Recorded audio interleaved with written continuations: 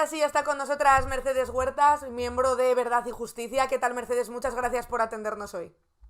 Buenas tardes y un honor que me tengáis en vuestro programa. Hombre, teníamos muchas ganas de que estuvieras, más aún que hemos sabido la noticia estos días, ¿no? De que la Audiencia de Madrid ha ordenado reabrir otra causa contra Ayuso por los protocolos de la vergüenza en pandemia. ¿Cómo lo has recibido y cómo lo han recibido también los familiares de otras víctimas de esas residencias de Ayuso en pandemia? A ver, lo recibimos con ilusión, pero con mucho recelo, ¿vale? Es un paso importante porque Verdad y Justicia se creó con la intención de, después de que Ayuso cerrara la comisión de investigación en la Asamblea de Madrid, que se quedó todo parado en mayo del 21, y Verdad y Justicia, a través de una comisión ciudadana, lo que pretendíamos era que la propia ciudadanía, que tiene voz y voto en este país, reclamara esa investigación. Se han estado dando pasos muy pequeñitos. El llegar a que ahora la Audiencia Nacional y algún juzgado como el de Villalba, el día 7 de noviembre, intente o esté pidiendo declaraciones, información, informes, eso son 7.291 oficialmente, pero son 9.400 y pico, o sea, es decir, hay Sí. mucha más gente. Y eso sí que nos da esperanza. Quiero que la ciudadanía tenga esa empatía porque Ayuso pensó en su momento, y esta es nuestra baza importante, que esa gran masacre que se ha producido en democracia, como eran ancianos, la mayoría, Mm. o gente que vivía en residencias, que se empezó también con residencias de discapacitados, bueno, como tenían que morir, pues daba igual. La ciudadanía tiene que tener en cuenta que hasta el anciano, y en las condiciones que sea, tiene derecho a morir de forma digna. No indigna como se murieron muchos de ellos, que murieron solos en sus habitaciones, sin tratamiento sanitario, sin atención sanitaria, ahogándose y agarrados a las barras de las camas. Mm. Cualquiera que haya asistido o haya podido ver los vídeos de la Comisión Ciudadana pone los pelos de punta. Y mi padre murió en una de esas residencias. ¿Qué opinas cuando escuchas a Ayuso, que le hemos escuchado mucho argumentar, ¿no? Que hay que pasar página porque los familiares de las víctimas ya no quieren hablar del tema y es una cosa que ya ocurrió? Porque tú eres familiar de una de esas víctimas, pero también conoces a muchos otros familiares. Claro, eso pasó igual que cuando Osorio el año pasado dijo que esto no había que moverlo, que ya teníamos el duelo cerrado. Quiero que quede bien claro, nadie de la Comunidad de Madrid se ha puesto nunca en contacto con ningún familiar. No nos han dado atención psicológica, nadie nos ha preguntado cómo estamos y el duelo no está cerrado. Con lo cual, aquella entrevista que la pilló Willy Veleta Sí. a la salida fue maravillosa. Le estaré siempre agradecida porque plasmó la rabia o el miedo que esta señora tiene. No hemos cerrado. Las familias no hemos pedido que esto se archive y que pase sin pena ni gloria. Las familias nunca dijimos que no se trasladara a nuestros familiares, a ninguna. Conozco a muchas, estoy en una gran plataforma. Que esas declaraciones, por favor, o se las calle o se quita el pinganillo antes de hacerlas. Nos está haciendo mucho daño. Nosotros llevamos casi 2 años, no 3 años, con un duelo sin cerrar. Para cualquier persona que ha perdido a un familiar, un duelo ya es duro.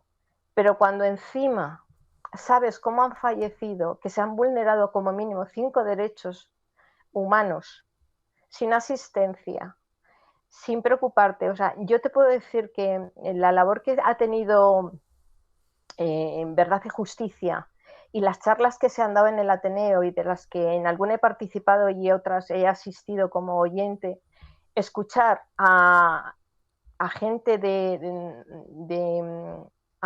la UME Sí. o bomberos, que son personas de 2x2, o sea, que no es una cosa chiquitita, yo que peso 47 kilos, que están bregados en situaciones muy importantes. O Miriam Aliá, de Médicos Sin Fronteras y de Amnistía Internacional, que ha estado en conflictos bélicos en la parte de África y el resto del mundo, echarse a llorar Eso quiere ver la envergadura que los ciudadanos de Madrid no sabemos, nada más que los que estamos aquí y lo hemos sufrido, y el resto no lo ve.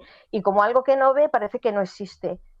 Pero ha sido una masacre. 7.291 ancianos en una comunidad como Madrid, creo que todos nos deberíamos de hacerlo mirar. Y una cosa que quiero que quede también muy clara es que cuando una persona entra en una residencia puede tener 15 años, 20, 30, 40. Mañana mismo podemos pasar a ser dependientes tú y yo. Y si nos quitan ese servicio público, esa atención, somos carne de cañón porque estorbamos, porque ya no somos productivos. Y la primera reunión que tuvo Ayuso fue el 3 de marzo y luego creo que otra el día 6, donde ella empezó a saber cuál era el mecanismo que tenía, cuántas eran las camas hospitalarias. Ella lo que no quería era dar visión hacia el exterior, que no había camas. Entonces la forma más fácil es decir, me quito a los abuelos de encima o ancianos y de esa manera pues no llamo tanto la atención, porque bueno, que un abuelo muera no pasa nada, se va a morir. No, hay formas y formas de morir.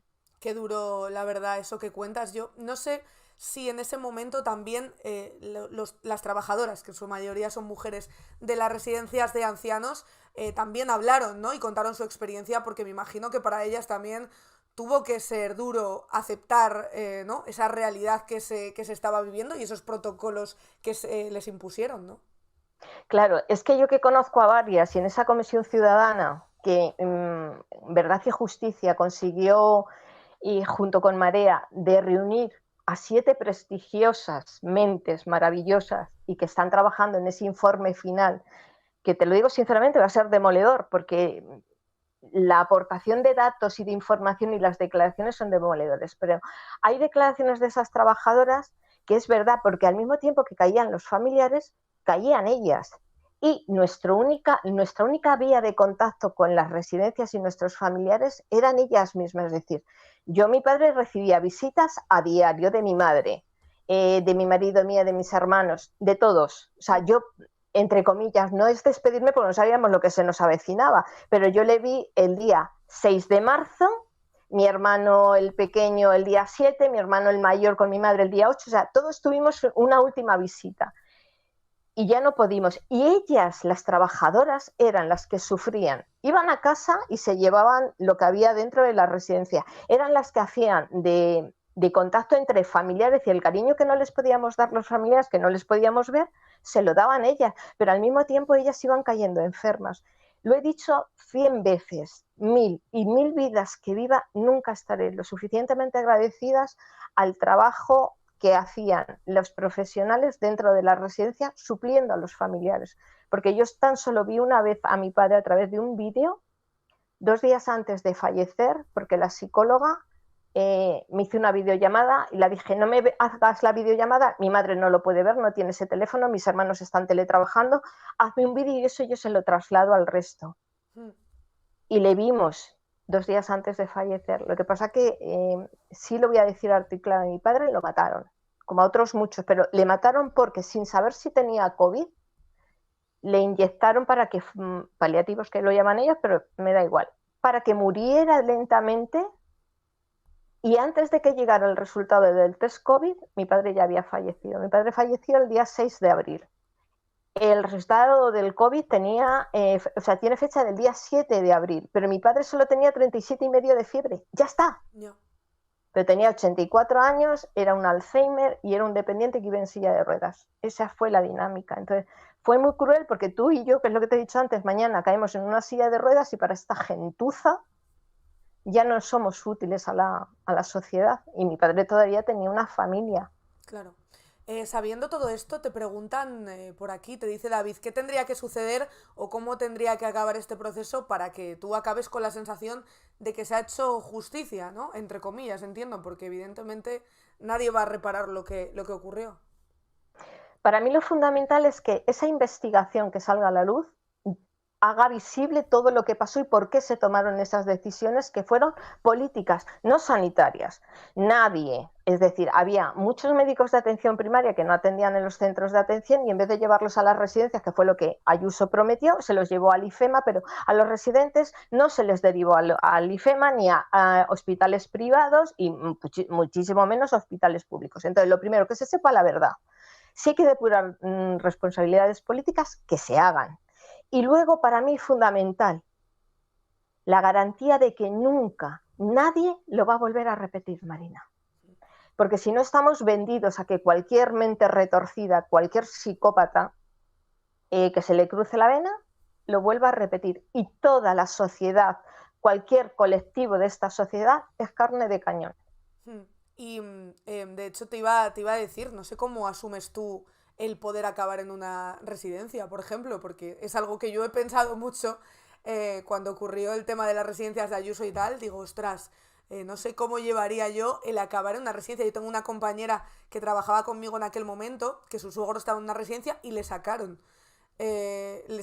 Porque se temían lo peor y porque el hombre estaba bien, entre comillas, y era una residencia, te digo, de las más caras de Madrid y le tenían fatal. Según nos comentó esta compañera, o sea que ni siquiera el dinero puede cubrir, ¿no? Esa ayuda. Es más, los únicos residentes que se derivaron a algún hospital privado eran los que tenían seguro médico privado, eso sí. Mi madre a día de hoy está en una residencia concertada a través de la Comunidad de Madrid porque mi madre desarrolló una cardiomiopatía y se nos desmayaba en casa. Ella vivía mi madre era su vida era su marido. Iba todos los días, le visitaba, pasaba un rato, le paseaba, le llevaba su café, su gelatina, lo que fuera. Era su vida. Entramos en pandemia y ella la cortas de raíz, pero en la forma en que murió mi padre, tanto a ella como a yo, debemos ser las más débiles y las que más nos afectaron. O sea, yo he desarrollado una celiaquía, unos problemas estomacales, digestivos, estoy hecho una patata. Pero ella no. Entonces, cuando llegó el momento en que no podía estar sola, ella no quería estar con ninguno porque decir, todos trabajáis, a ti encima te tiene que cuidar tu marido porque tengo una enfermedad degenerativa aparte. No, yo quiero estar en una residencia y estoy luchando para que tengan una calidad. A mí me dices, yo a día de hoy me tengo que meter en una residencia en las condiciones que pasan hambre, frío, falta de personal, yo muero en mi cama, Marina. Yo no me voy a una residencia. Por mucho que se pague mi madre, entre lo que la Comunidad de Madrid aporta y su pensión, se planta en 3.150 euros al mes. Pero ¿qué pasa? Que es mejor que los fondos buitres y sus accionistas ganen dinero a que los residentes que lo pagan con unos derechos que han adquirido, les den calidad. Y como la Comunidad de Madrid está privatizando absolutamente todo, pues todo el dinero se va a los servicios privados y deteriorando lo público. Entonces, yo, a día de hoy, no, muero en mi cama. ¿Cómo? No lo sé. ¿Qué diferencia el protocolo que hubo en la Comunidad de Madrid? Y no sé si hay diferencias con otras comunidades, porque en otras comunidades también es verdad que murieron también mucha gente mayor, ¿no? Te lo explico. En otras comunidades murió gente, pero fue algo que dijeron, de dicho. Aquí, en principio, como te digo, a primeros de marzo, antes de dar el toque de alarma y el cierre de puertas de las residencias, Ayuso lo dijo de voz. Y claro, a muchos, tantos geriatras, directores de residencia o médicos, cuando les llegó eso, no, conmigo no cuentes, para que luego me vengan las repercusiones a mí. Si tú quieres que yo haga algo de ese calibre, me lo das por escrito. Y como son tan malos y tan inútiles, lo hicieron por escrito. Esa es la diferencia. Y también quiero que quede claro, cuando Marea de Residencias o Verdad y Justicia, que está centrada en Madrid, reclamamos justicia, nos apoyamos en algo tan duro como son unos protocolos firmados por Carlos Moore, consejero de Políticas Sociales o de Sociosanitario de la Comunidad de Madrid, pero por orden de Ayuso, de Escudero y de López López, con lo cual, sin saberlo, nos han dado pie a que hay algo que obligaron a, no es que tenga la culpa el director o el médico de geriatra de enlace, es decir, sino que ellos. En otras comunidades, pues o tuvieron menos suerte o fueron menos inteligentes o hubo menos maldad, pero sí creo que si creando jurisprudencia con lo que pasó en Madrid y el resultado fue igual en otras comunidades, también se pueden pedir responsabilidades políticas y penales en otras comunidades. Con lo cual, que no vean a Madrid como algo frontal, que no, en verla como el apoyo que otras comunidades no tenéis y que puede abrir una vía. Claro. Están diciendo por aquí, la verdad es que está todo el mundo muy emocionada, ¿no? Con tus palabras. ¿Hasta dónde vais a llegar? Porque me imagino, vosotros habéis encabezado, ¿no? También desde la plataforma de Verdad y Justicia, una lucha que es muy dura porque es básicamente darte todo el rato contra un muro. O sea, sí que vemos que, por ejemplo, en Europa sí que habéis tenido más recorrido, pero de vez en cuando pues o se archiva o se pasa de largo. Encima desde la comunidad niegan el problema, que es lo que hacen también con la sanidad pública y con todos los problemas que se le ponen por delante a esta señora. La pregunta es, ¿hasta dónde vais a llegar? O si hay algún momento en el que os plantearíais parar y tirar la toalla. Pues mira, en Europa, gracias a Miguel Urbán y al grupo de anticapitalistas que junto con Marea les dieron la opción, y ahí estábamos nosotros también apoyando, porque en Verdad y Justicia, mucha de la gente que está en Verdad está también en Marea. Aprovechando que en la última se ha conseguido, en la última reunión que ha habido ahora en septiembre, no me acuerdo el día porque he tenido un mes de septiembre de locura y de octubre, que se siga adelante y no se cierre, es decir, si conseguimos que una comisión de Europa venga a Madrid, investigue y quizás ya tengamos también desde Verdad y Justicia y Marea con la Comisión Ciudadana que se hizo mucha información, ahí va a ser donde, no como ahora que con el tema de la amnistía Europa le ha dicho que tururú, pero es que esto es muy grave. Han sido negarles derechos humanos. Tenemos detrás a Médicos Sin Fronteras y Amnistía Internacional. O sea, no es que somos 4 menopáusicos o 4 menopáusicas y pitopáusicos que no tenemos otra cosa mejor que hacer. No, es algo muy importante y que necesitamos que llegue.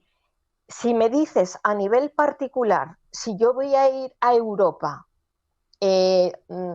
con mis medios, te lo digo que soy una obrera y una pensionista de mi marido y yo no puedo pagar lo que no tengo y no voy a hipotecar lo que tampoco tengo.